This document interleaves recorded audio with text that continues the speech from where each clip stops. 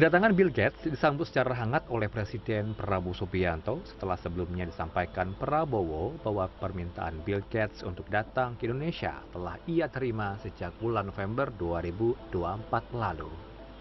Keduanya melakukan pertemuan empat mata selama 30 menit dan dilanjutkan dengan diskusi terbuka dengan para pengusaha ternama di Indonesia yang menghasilkan kesepakatan tentang pemberian dana hibah Gates Foundation sebesar 159 juta US dollar.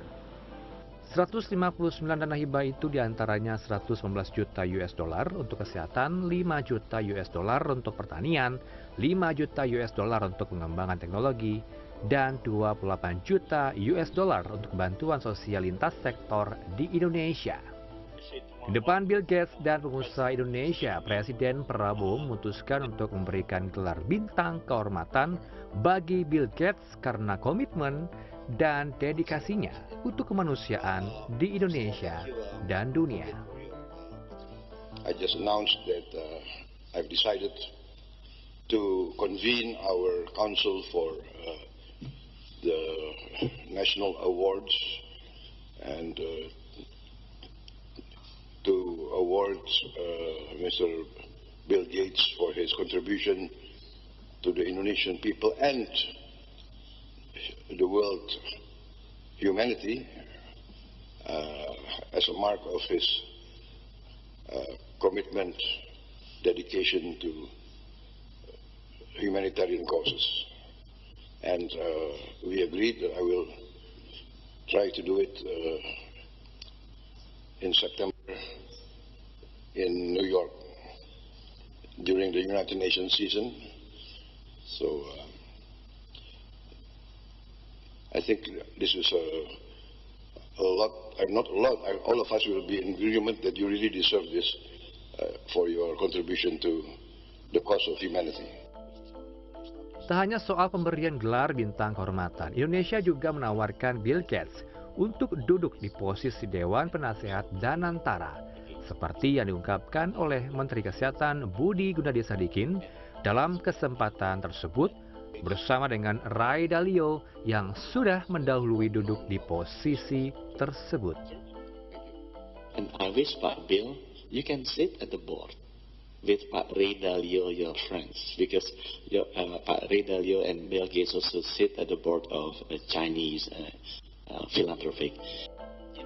Dalam kesempatan ini, Bill Gates menceritakan soal kekhawatirannya terhadap sejumlah permasalahan sosial di dunia, spesifik terhadap isu kesehatan, salah satunya tentang tuberkulosis.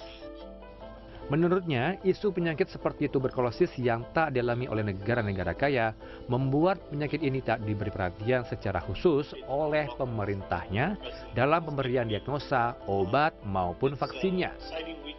Karena itu, Bill Gates menyatakan antusiasmenya bahwa Indonesia akan menjadi negara ketiga setelah India dan Afrika yang menjadi sasaran uji coba vaksin tuberkulosis miliknya.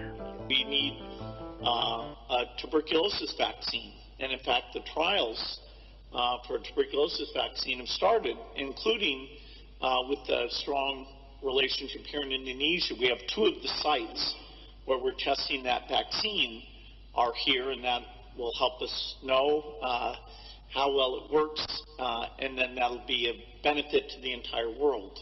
You know, so we're doing those trials in Africa and India and here. Very excited about that. TB is a great example of a disease that, because the rich countries don't have the disease, it just doesn't get hardly any money for diagnostics or drugs or vaccines, and so that's been one of our big focuses. You know, lots still to do in health. Salah satu pengusaha yang hadir dalam pertemuan tersebut, Arsyad Rashid, menyambut optimis kedatangan Bill Gates seperti bukti dukungan dunia terhadap program prioritas Presiden Prabowo Subianto. Bill Gates Foundation ingin bekerja sama dan membantu Indonesia, khususnya masalah kesehatan. Dan setelah kesehatan juga bicara mengenai bagaimana pendidikan, dan juga sangat mengapresiasi saya rasa adalah dari program-program yang sudah dilakukan oleh Pak Prabowo Subianto untuk Indonesia.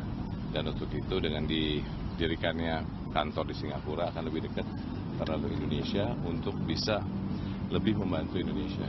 Meskipun Bill Gates tak menyebut secara spesifik dukungannya terhadap program makan bergizi gratis dalam pertemuan tadi, namun kedatangan Bill Gates untuk mengecek berjalannya program makanan bergizi gratis di sekolah-sekolah usai pertemuan tadi dan juga pemberian dana hibah dalam sektor kesehatan, pertanian dan juga teknologi menjadi awal yang baik bagi dukungan dunia global terhadap sejumlah program kerakyatan di era pemerintahan Presiden Prabowo Subianto.